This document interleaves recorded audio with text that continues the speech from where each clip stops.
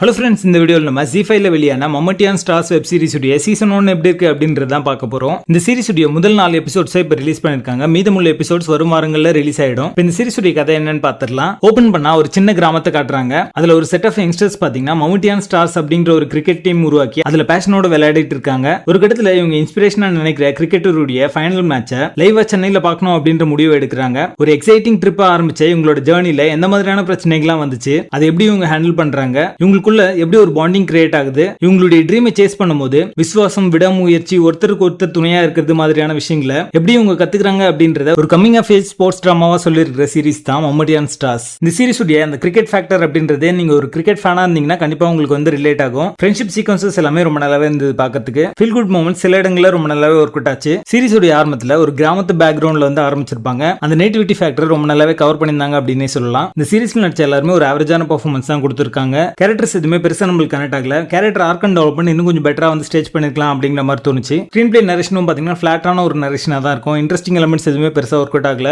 Cinematography பாத்தீங்கன்னா ஒரு serial பார்க்குற ஒரு எஃபெக்ட்ல தான் இருக்கு. இந்த சீரிஸ் ஆரம்பிச்சு முடிகிற வரைக்குமே இதுதான் நடக்கும் அப்படின்றத நீங்க கெஸ் பண்ற மாதிரி தான் அமைஞ்சிருக்கு. சீரிஸை ஹோல்ட் பண்ற மாதிரியான ஒரு நல்ல கான்ஃபிளிக்ட் மிஸ்ஸிங்கா இருக்கு அப்படின்னே சொல்லலாம். நீங்க ஒரு கிரிக்கெட் ஃபேன் இல்ல அப்படின்னா கண்டிப்பா இந்த சீரிஸ் வந்து உங்களுக்கு பெருசா வந்து கனெக்ட் ஆகாது. பேசிங் ஆவரேஜா இருக்கு. மொத்தத்துல இது ஒரு பிலோ ஆவரேஜ் சீரிஸாக வந்திருக்கு. சீரிஸ்ல அடர்கான இல்ல, சோ ஃபேமிலியோட பார்க்கலாம். மம்மட்டியான் ஸ்டார்ஸ்க்கு எங்களோட ரேட்டிங் 4.5 out of 10.